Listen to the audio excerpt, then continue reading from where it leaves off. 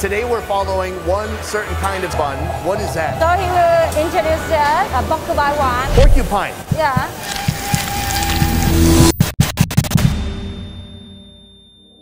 Steamed buns. They're Asia's comfort food, stuffed with an endless array of tempting fillings. It's the perfect snack or a quick meal for on the go. Yeah. In fact, the only thing better than a steamed bun is 10,000 steamed buns.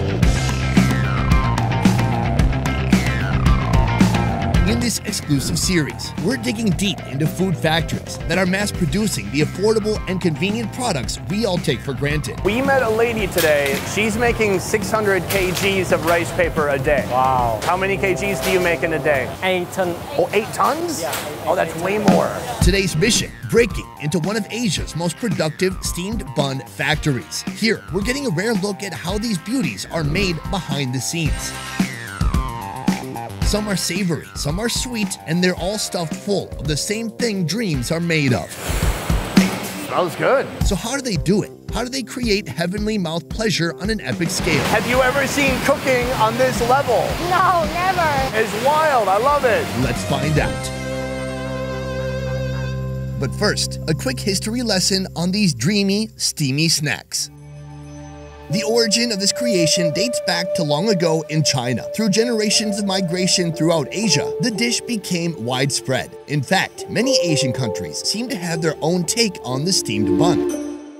The steamed bun, known locally as bun bao, has been in Vietnam as long as anyone can remember.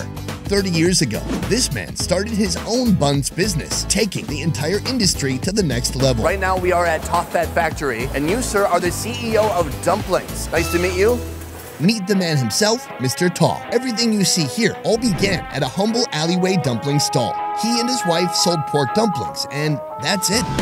Now, this steamed bun behemoth stretches 22,000 square meters, employing hundreds of locals. In one day, how many dumplings do you think you're making? Năm là 10.000. 100,000 products. 100,000. Yeah. Oh my gosh. All this wouldn't be possible without Mr. Thọ's entrepreneurial vision, applying new technology to the old traditional method of processing dumplings. These days, they're maintaining the classics while innovating a whole new line of sweet and savory flavors. Salty eggs, bird egg, pork, or sometimes you have monkey.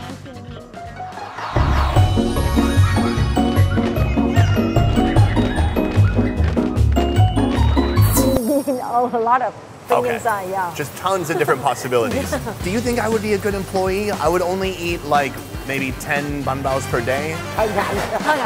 Fantastic. That's my resume. I'm going to eat your food. From here, we're going to actually take a look at the process of how you're making some of these bun bao. Let's check it out. Và bây giờ thì mình sẽ bắt đầu đi tham quan nhà máy hả chú? Bắt tay vào một cái. Come on. Thank you.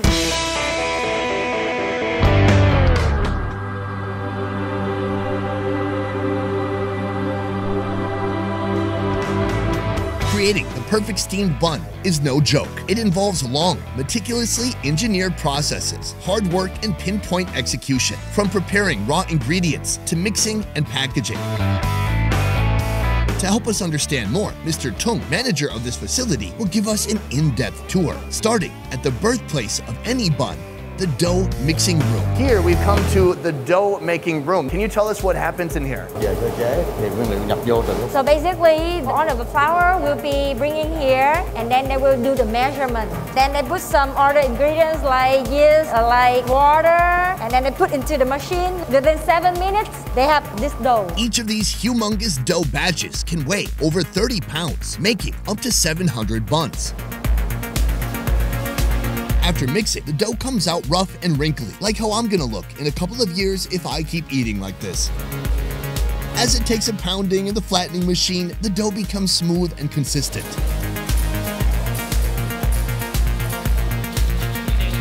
Next, the dough will be divided into equal portions using this machine. Then it's flattened again as it patiently awaits its filling.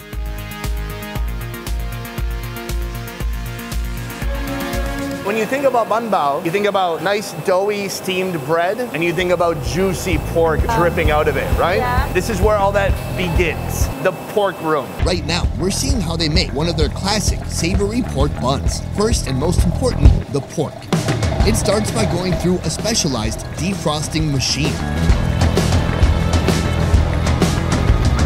A quick way to bring the meat to the correct temperature, getting it ready for grinding. So what is the best ratio for meat and protein? That's like my body makeup. The pork is flavored with scallions, soy sauce, minced onions, special seasoning powder, a mixture of MSG, flour, and ground pepper, then finally, sugar.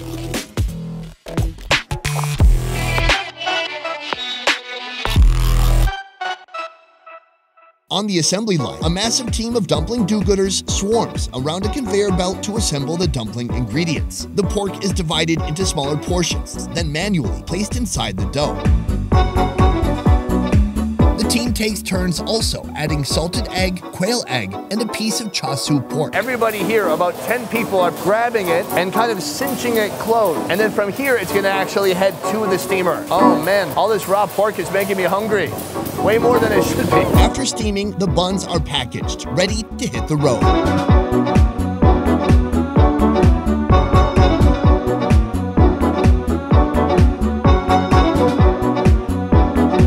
Their destination, the flagship Thọ Phát shop, where all your dumpling dreams come true. Boom. So, it seems like just moments ago, I was on an assembly line interrupting a bunch of women trying to do their job. Hey, good job, everybody. Sucks up. Sucks up. They were trying to make these, actually. Yeah. So here, we're about to reveal the savory, do you know the special name for it? Bánh bao trứng muối xá xíu. Sounds right to me. I have no way to confirm. Okay, well, yeah, I mean, it looks about like what you would expect. Here we go. Ready? Yeah, okay, yeah. So good. I got a whole salted egg in my bite. It's so dry. Okay, I'm gonna try another big bite here. Oh man, that pork is so delicious. It's so juicy. It's that 40% fat that makes it like it's leaking out deliciousness. Yeah. That's pretty much it. I mean, it's pretty simple and delicious. So that's the charming, savory side of steamed buns. But what about the other side?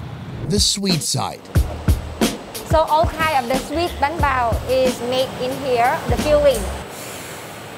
Smells good. Thọ Phát started with the traditional pork buns only, but now, through years of renovating and innovating, they've developed a huge variety of sweet products, ranging from common fillings like sweetened mung bean and custard to newer flavors like sweetened taro and pumpkin. Here, among all these sweet buns, there is one in particular that makes my overweight inner child beam with joy, although the name might mislead you at first. So he will introduce us a porcupine one. Porcupine. Yeah.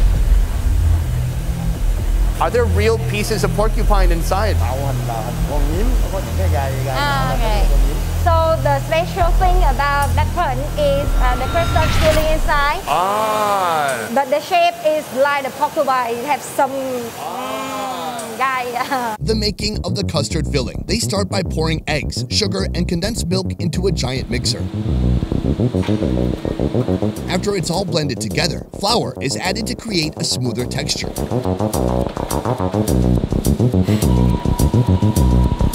Last touch, coconut milk. Now with everything mixed together, a colander is used to remove any chunks left over, making the final mixture heavenly smooth. Next, they pour the mixture into small cake pans and steam them for 20 minutes. When it's all done, they whip the freshly steamed custard in a mixer to create a more light, satisfying texture.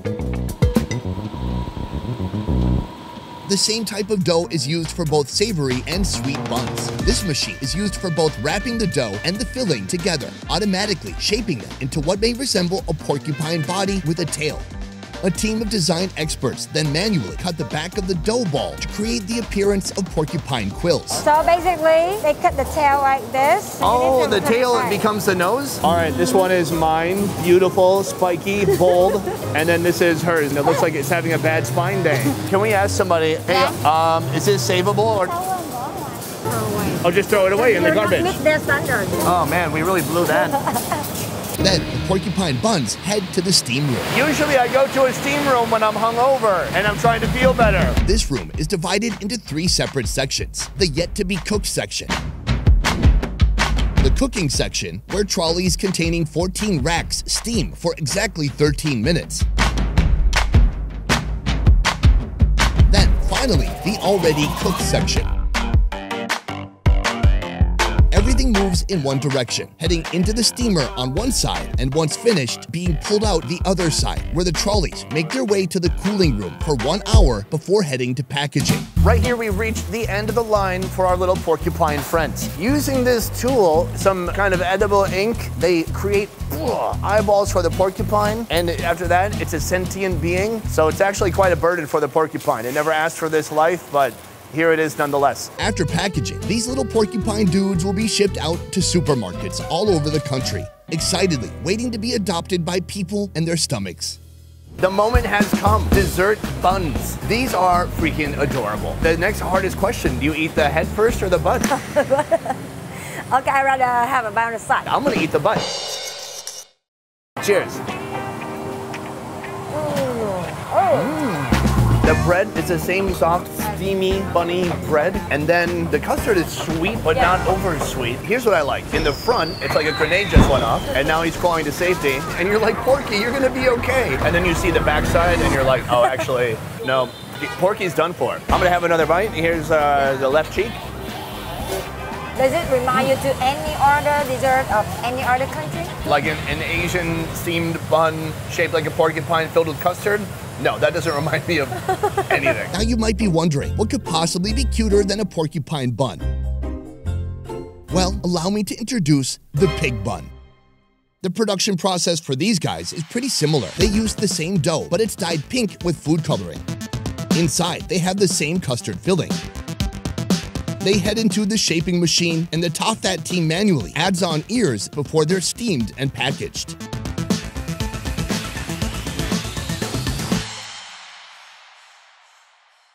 Oh no, what happened? My pig's face is like halfway melted off. Look at this. This looks like one I would have tried to make. Do you know why this have the pink color? Because it's like a pig? Yeah. I'm going butt first. Are you ready? Okay. Cheers. I don't know why I have to look so deep into the audience's eyes after I say I'm going butt first, but I assume they like it. Well, that one's even better. Less dough, more custard. It's a nice ratio. Very sweet. What a little oinker over here. To round out today's dessert bun selection, we've got taro and pumpkin buns. The taro is made from taro, and the pumpkin, it's made from pumpkin. Both fillings are made using the same method. Steam the ingredients, allowing these machines to create a satisfying, thick, mashed texture. Then add a lot of sugar, turning these starchy veggies into something sweet.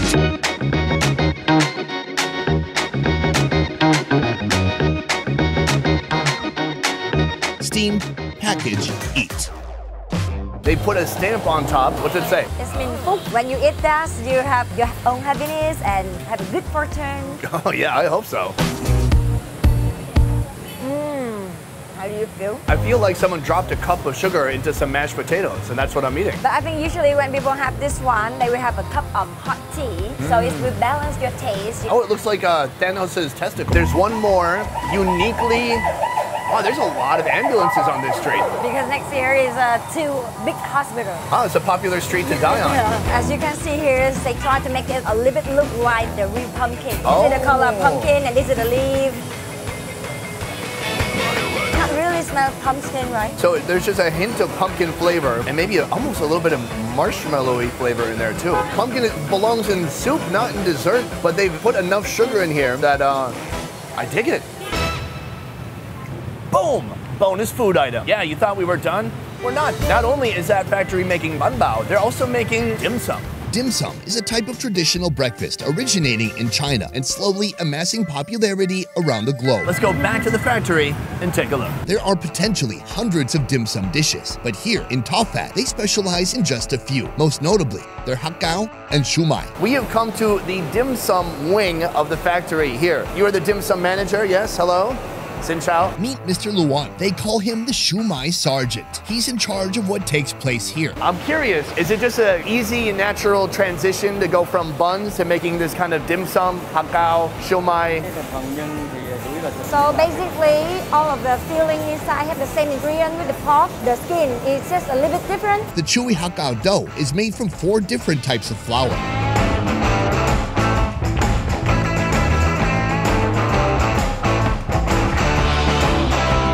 while meat filling is divided into small meatball portions and wrapped in the dough by hand. Shumai dough is made mostly from just flour, water, and egg. This gives it its signature yellow color. The filling can be made from shrimp or pork. This crafty machine force feeds the filling into each perfectly measured piece of dough, automatically wrapping the dough around the meat in the process. Before serving, the dim sum hit the steamer for 8 to 10 minutes. And we're back, present day, Vietnam. I think what's special about this is it's incredibly inexpensive. For this whole thing here, it's only Koi! Bao nhiêu tiền em? $33,000. It's less than $1.50. I'm gonna give it a little dip in our sauce here. Cheers. It's not as like robust and incredibly meaty as some highfalutin fancy dim sum place where they have carts and tea and old men reading newspapers, but it's still pretty good. Now this one is somewhat shrimpy, a bit bouncy. The final one, pork hak cao. It looks beautiful. Let's try it out.